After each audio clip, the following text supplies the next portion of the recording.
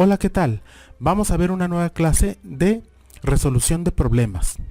El tema que vamos a ver en esta clase es el siguiente: fundamentar argumentos y formular posibles objeciones mediante el uso de recursos argumentativos. Este tema principal estará dividido en 4 temas y en otros que veremos en un video posterior. Veamos los 4 temas que nos toca ver en este video. Los temas son: fundamentar argumentos, dirigir objeciones en contra de argumentos y cómo responderlos, datos, garantías, respaldos y condiciones de refutación o posibles excepciones, identificar el argumento principal y subargumentos.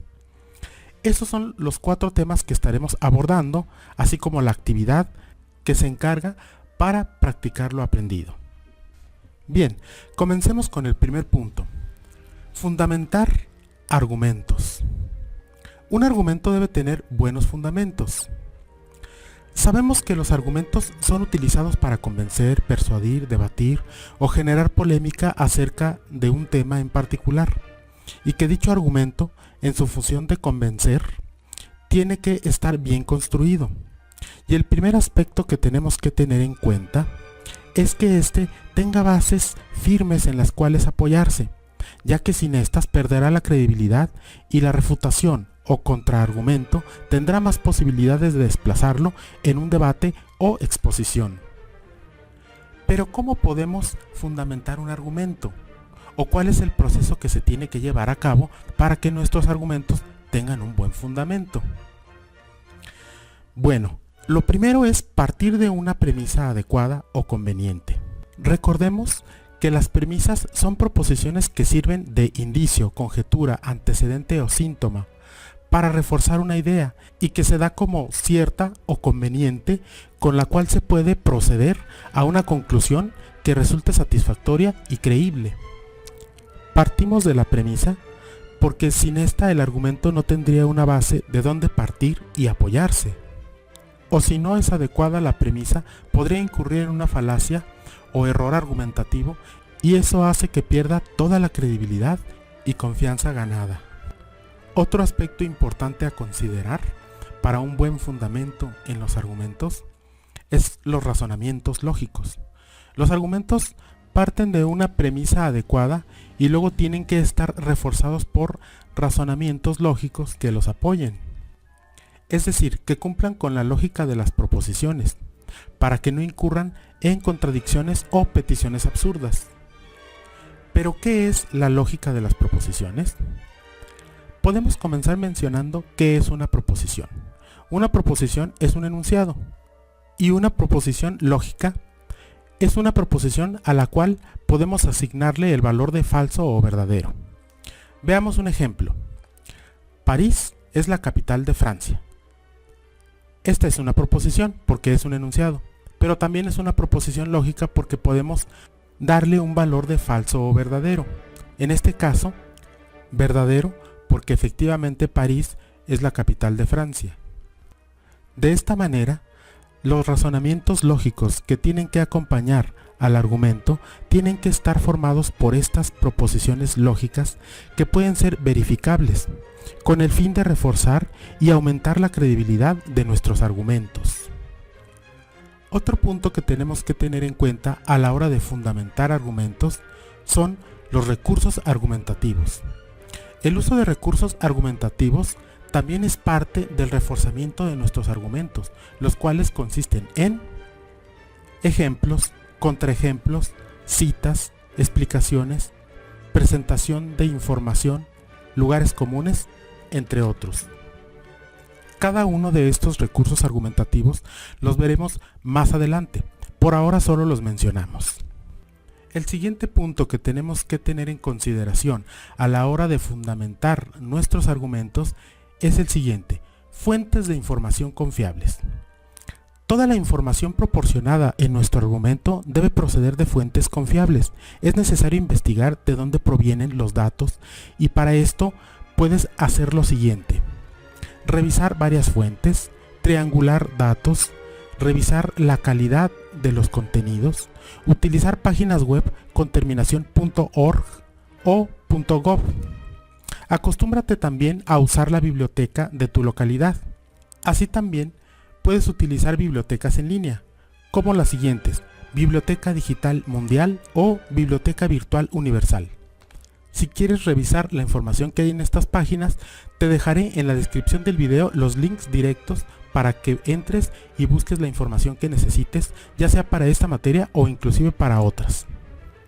Además, hay que tener en cuenta también que, como en el caso de temas polémicos, puede haber autores y libros que digan cosas contrarias entre sí. Es necesario que busques también la información de las fuentes consultadas. Es decir, si de un autor se trata, busca su biografía, las obras que ha creado y toda la información que te dé una idea clara de su autoridad en el tema. También con los libros, revistas, publicaciones es recomendable hacer esta investigación para que sepas si el libro se trata de un bestseller en el tema que estás tratando, si las revistas son especializadas y de prestigio, etc. De esta manera sabrás con qué calidad y fuerza estará fundamentado tu argumento, de tal manera que logres la mayor credibilidad y confianza, logrando convencer y persuadir a las personas a quien diriges tu discurso.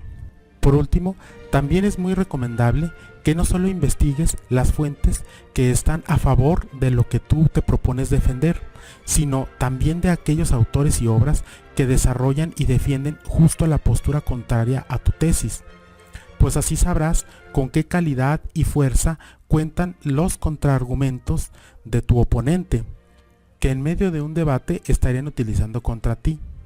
Esta información te permitirá estar preparado para su refutación y también habrás identificado sus puntos débiles para dirigir en ese sentido tus contraargumentos. Ahora pasemos al segundo punto que vamos a estar viendo en este video: dirigir objeciones en contra de argumentos y cómo responderlas. ¿Cómo es que se dirigen las objeciones en contra de argumentos? Como ya lo explicamos en otra clase, la reserva del argumento parte de la idea de que no hay argumentos que sean universales, y esto proporciona la posibilidad de obtener sobre esa parte que queda al descubierto en un argumento. Así pues, en una argumentación, además de la reserva propia de cada argumento, y partiendo de la idea de que todos los temas tienen muchos aspectos a considerar, es seguro que tu oponente en un debate dejó varios aspectos sin cubrir. Es aquí donde entra la objeción, que es el hecho de cuestionar de manera ordenada y sistemática los puntos que el oponente en el debate dejó al descubierto. Se dirige en forma de preguntas hacia esos puntos débiles, con el fin de terminar estructurando la refutación de esos aspectos, quitando considerablemente la credibilidad al oponente en el debate. Esta refutación o contraargumentos harán hincapié en esos aspectos y asegurarán su validez sobre los argumentos del oponente, resaltando estas debilidades por encima de los aspectos fuertes de su argumentación.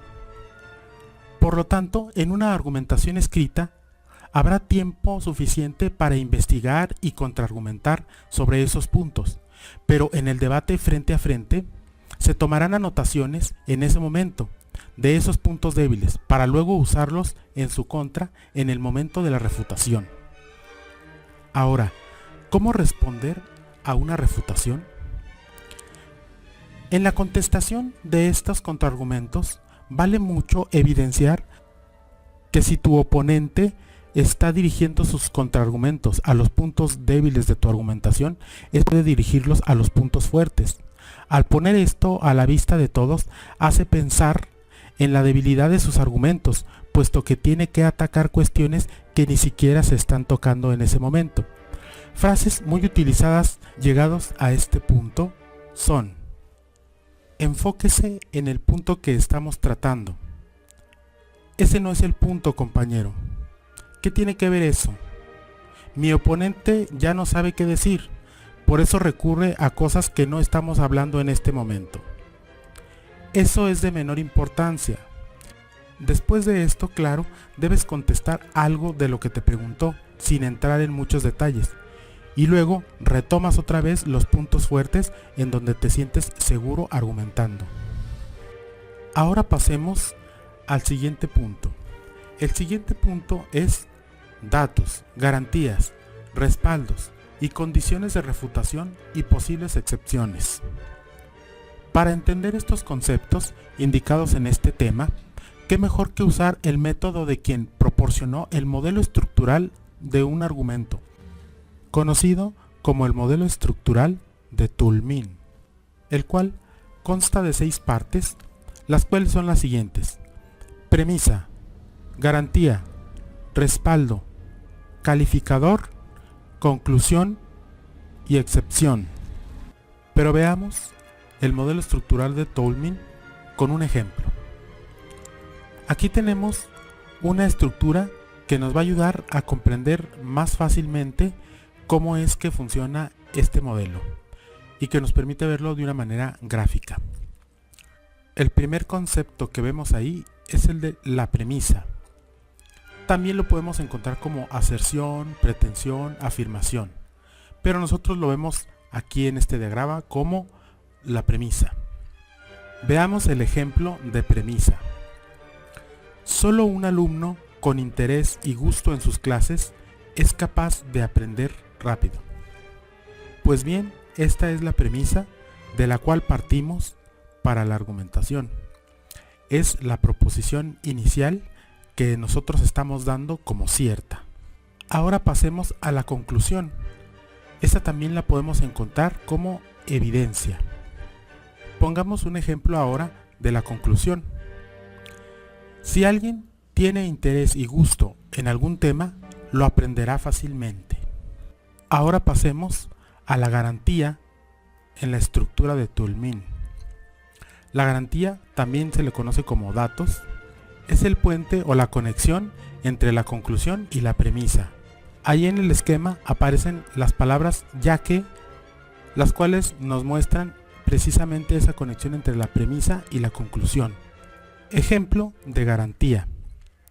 Las personas que tienen mucho interés y gusto por algo son capaces de memorizarlo y comprenderlo mejor y más rápido. Ahora veamos el respaldo. El respaldo también tiene ahí en el esquema 2 palabras que son ¿por qué? Y recordemos que el respaldo es lo que le da fuerza a la garantía. Veamos un ejemplo de esto. Sócrates tenía un gran interés por la filosofía y mediante preguntas logró adquirir gran conocimiento. Ahora veamos el cuantificador o calificador. Este se encarga de ser un medidor de qué tanto afirmamos en la premisa o con cuánta efectividad creemos que se cumple nuestra premisa. Veamos un ejemplo de este. Debido a las observaciones que se han hecho sobre los avances académicos que han tenido los alumnos con gusto e interés por sus materias, es muy probable que el gusto y el interés puedan formar un experto en algún tema.